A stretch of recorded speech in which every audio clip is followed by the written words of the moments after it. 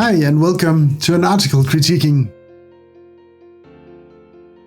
So you might know fstoppers. If you do, your opinion might be they're semi-okay, or maybe you think they're a mix between a tabloid and an influencer. Little knowledge, few facts, focus on clickbait and money, mostly poor advice. Well, let's see which side this article falls to. It's the image noise reduction challenge. We compare the best noise reduction software for photographers. It's by Hilary Fox. Not that that matters. I'll try to make this short. She prefers working with natural lights, done that for more than 50 years, been around the world. Sometimes high ISO because not every day is a bright sunny day. The problem with high ISO? Image noise, which can be a problem. So she decided to be discovering the best noise reduction software. Short of the long, she was photographing jazz singers. Dark clothes, dark night. So here we go. ISO 6400. Yes, it's noisy. Contrast gone, lots of color noise. But I'd like to say that image, from my opinion, it's actually okay. The noise isn't a problem. It's gritty, it's dark, but it fits the situation. Sure, slight noise reduction would go a long way here.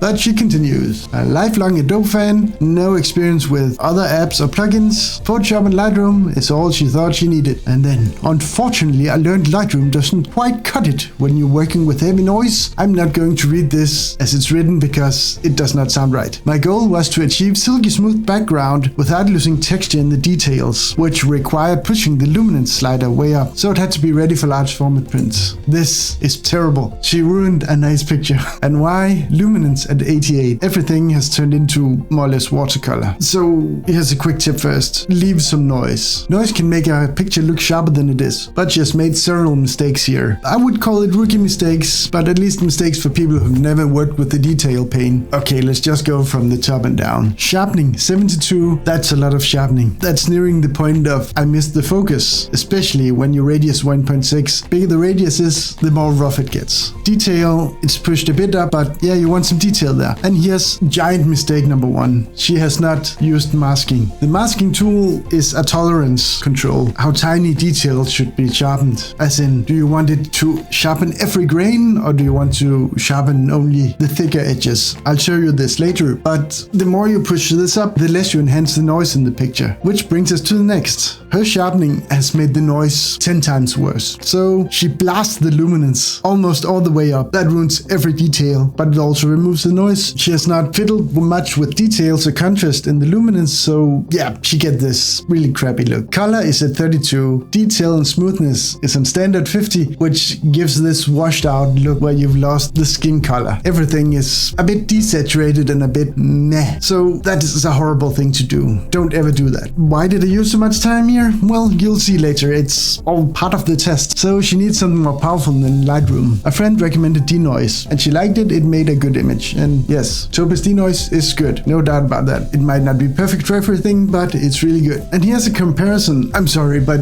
when you make comparisons like this, you look like a bad TV shop commercial or something. Picture look like this. This is how horrible it got. But then I got the Master Blaster. And yeah, as it goes, I used minimum strength noise reduction required to smooth the background in these photos. In Lightroom, the skin and hair textures were destroyed. Well, yeah, but you destroyed them. And I would say, since those two sliders and that one is about a third or quarter of its, I wouldn't say it's minimum, but yeah, it doesn't need that much. Another test where, yeah, she basically smashed the skin. So terrible job from her. Okay job from Topaz. And here's the challenge. So we got this parrot at ISO 6400. The camera used is a Canon EOS 6D with a Sigma 85 f1.4 lens. And yeah, it's really noisy. It's slightly shaken, so it's a bit blurry, which will make the bird a bit difficult to make perfect. But it has some fine details. Lightroom, let's see. Not too much sharpening, but still no masking. Luminance is blasted way up,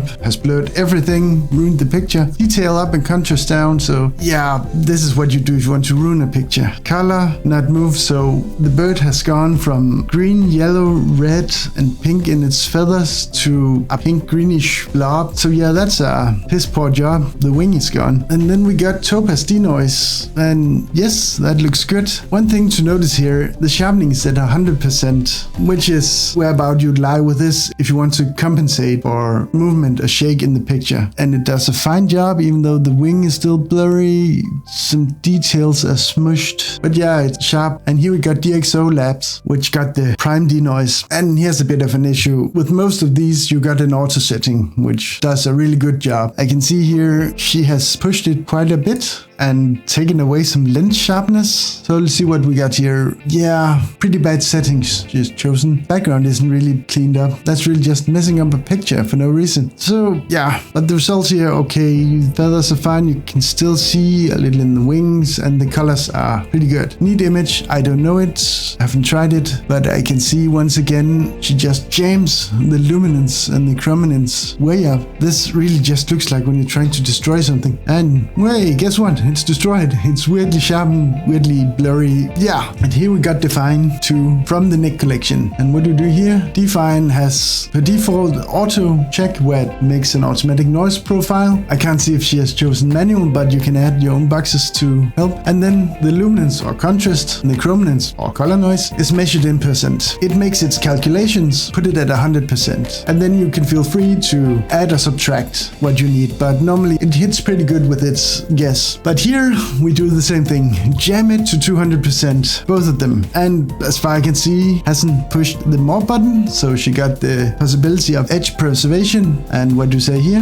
The options here were surprisingly limited. No sharpening tools. So yeah, that's a bit of the idiot saying, this thing doesn't have that thing. Well, you could push the more button. You could read about it. But yeah, it doesn't have sharpening per se, edge preservation, and JPEG artifact removal and banding removal. But yeah, Define 2 couldn't maintain any details with its noise reduction tools. Well, I'd like to call idiot here because going 200% is always way off. If you go to 200%, the picture is too messed up before you start it and it wouldn't look good either way. And to throw it in there, Nick collection is 8 tools and one of them is 2 tools in itself. It's a sharpening tool. It has pre-sharpener and output sharpener. So if you really want to compare this to, let's say, Topaz, you ought to put it through the sharpener tool afterward. It might not be in the Define tool, but since Topaz does both things, which is good, using Define 2 and Sharpener Pro would take about as long time as just using Topaz. And we go Capture One.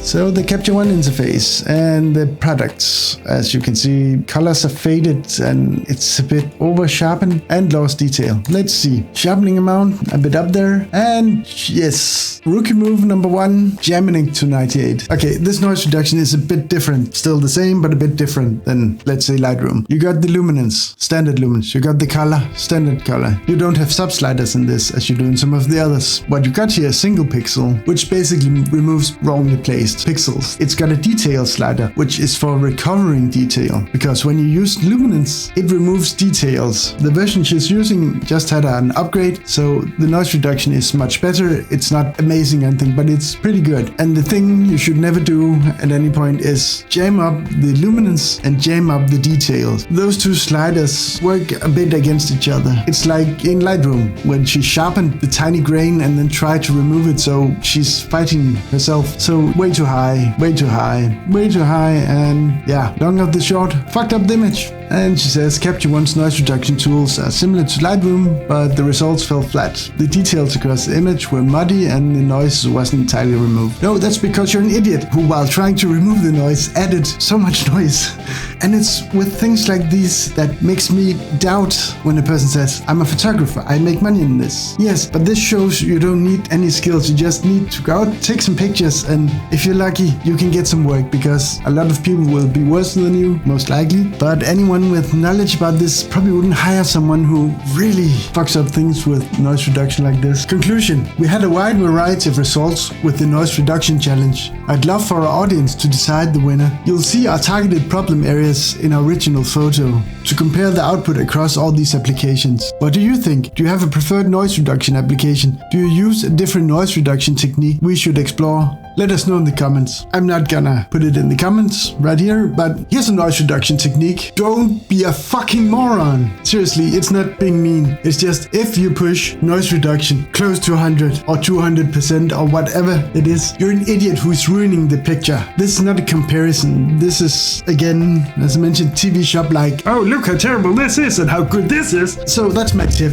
Don't be a fucking idiot. Seriously. And to show what I mean, a simple noise reduction in Lightroom. It doesn't take long unless you have to do it to every single picture, but I'm guessing ISO 6400 isn't always what you shoot. So here we got it. This is what it looks like when it's imported into Lightroom. Everything here is Lightroom standard. It's the standard sharpening for the raw file. It's standard noise reduction, which is color noise reduction. To make sure you can see it, we'll go down to 0. Here you got your bird, and there's all the noise grain. So first off, I'm not gonna do anything with the color noise, just add it. So we'll focus on the luminance noise. Here's the tiny issue. If you remove noise and then just sharpen everything, noise reappears. And then you have to do this game, which ruins everything. And oh, where's all the details? They're gone and it looks terrible. That's how an idiot would do it. Or at least a person who knows nothing about noise reduction. So we'll reset it. Sharpening. When you talk about sharpening, a really important thing is if you have a noisy image or you just want some details clear, Lightroom is a bit basic in that way, but you got the masking slider, which makes a mask. If you hold down Alt, something else on a Mac,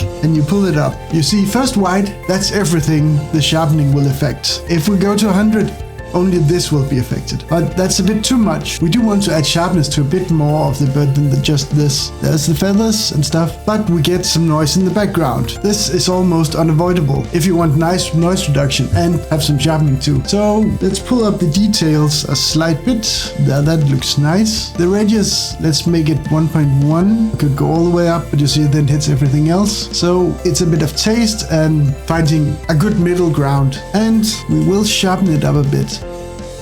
Around here, this looks nice. Before, after, after. It does seem a little bit over sharpened at first, but that will change. Now we go to noise reduction. Luminance, not this, never do this. If it's bad, you could always try to start out at 50, but that already seems like way too much. We just turned up until the noise is pretty much gone. As you see here, the noise is not completely gone right now, but a very important thing is noise gives perceivable sharpness. That means if you have a picture and it might not be 100% in focus, but if you add noise later, some grain and noise, it can look way sharper without making it look over sharpened. Because the thing about sharpening is it's contrast and it's edge contrast, which is why if you pull it all the way up, you'd start to see weird things and weird edges. But the thing you can do to counteract some of the ruined details by the luminance noise reduction is the detail. See, if we push it all the way up, a bit more noise comes out, but a bit more detail too. So if we put this around 70 here, and we got contrast, you can see it in the feathers where the colors change. If we push it to 30, we got a pretty decent amount of contrast sharpening. And now for the colors. They're washed out. 25 might be an okay color noise reduction, but if we take the detail, we can bring out more details in the colors. If we take smoothness up, things get a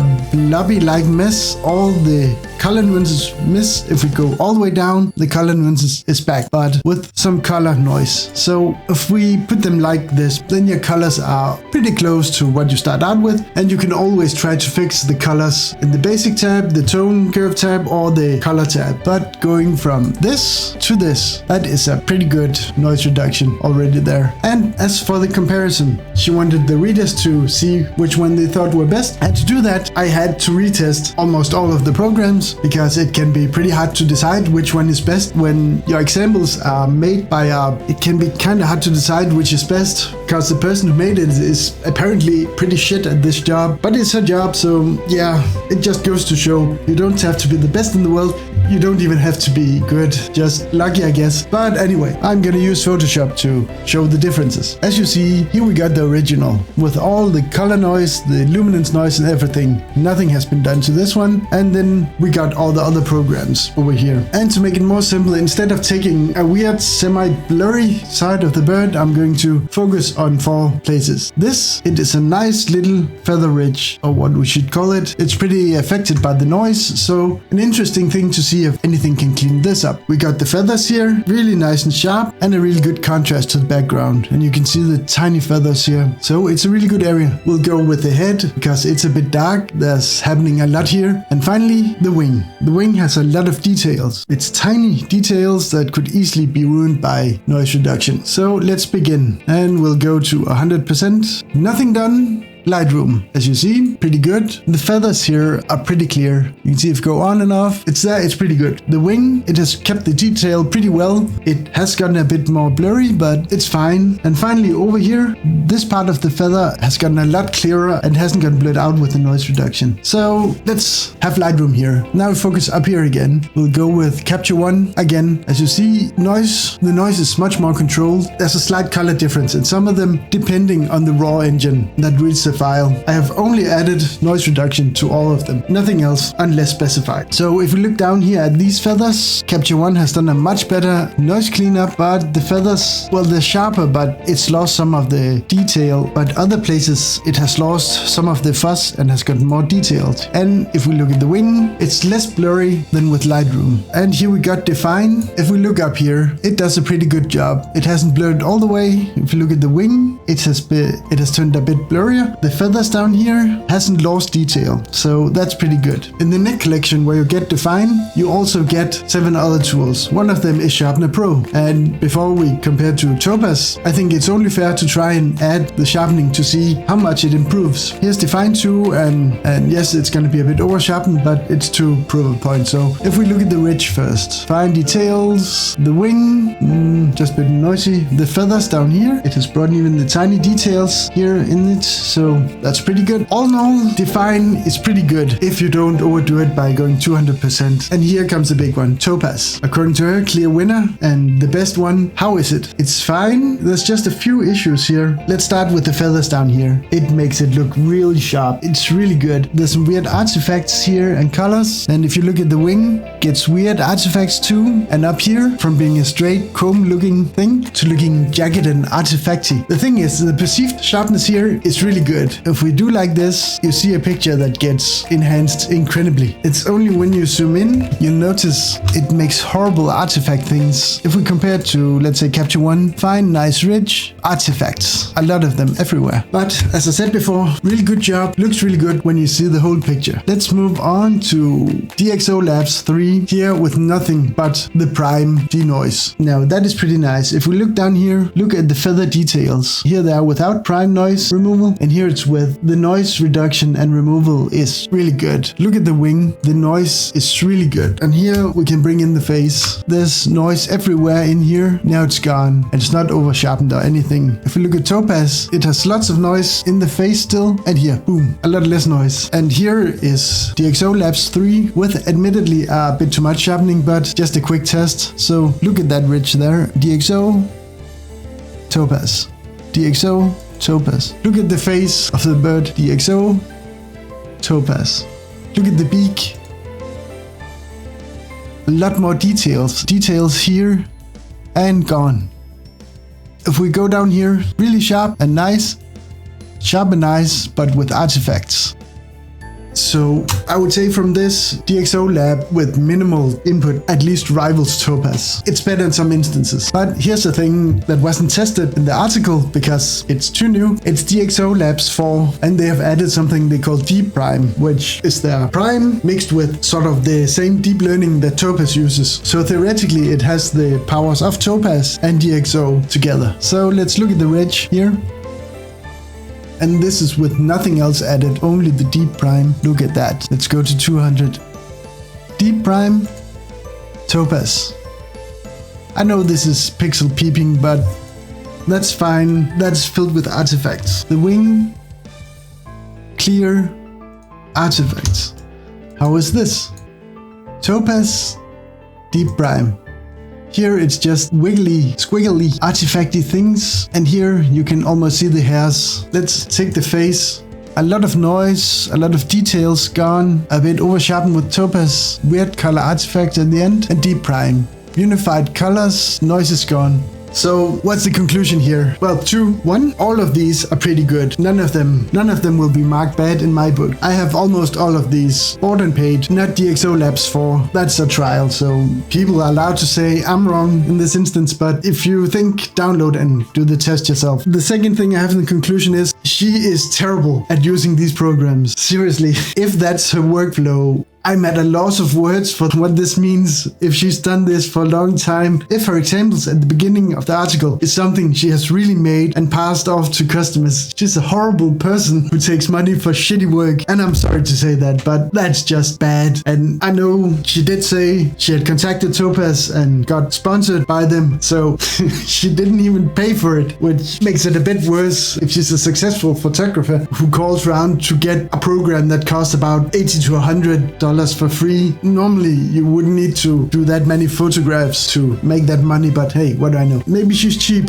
But the final thing here is all of them are good. Yes, Lightroom is often called the golden standard, and that is fine because the gold standard meant things were priced after gold as of how valuable it was compared to gold. So the gold standard in no way means the best or anything. It means your starting point, your jumping off point. If you do something better, it's better. Something worse is worse. But this is the industry gold standard. So by that definition, I say Lightroom, it's a good program. It can do a lot. Its noise reduction is fine if you just spend a few minutes trying it out and finding out how it works. So we put Lightroom as a standard. And yeah, even though it's a gold standard, as I just said, here it's the bottom of the barrel, as in every one of these are better at noise reduction. And some of them are better at other things too. So Lightroom last. Define 2 works as a plugin to Lightroom, so it's really good. It does a really good auto noise reduction, and you can manually improve it to make it really good. Then we got Capture One, way better noise reduction, better detail enhancement, so it beats Lightroom by a lot. On the next step, I would say DxO Labs 3 with its prime denoise. It's really good, but not for everything. It can ruin faces or details in the background. If it decides it's noise or something, it can crush it, but other times it can find details you thought were lost. So it's really good. I've only tried D-Prime in DxO Labs 4 a few times. It seems like it's a lot better than prime denoise. It's better at keeping colors, details and things. It still has some of the same problems, but it's good. And the thing with Topaz is I haven't mentioned it. It's not because it's number 1. It's not because it's the worst. It is really good, but it's different than all the others. It sharpens and it removes noise, and it's really good at it most of the time. Sometimes it fucks up. Like D-Prime and like Prime, the automation is not good, and it relies too much on all of that.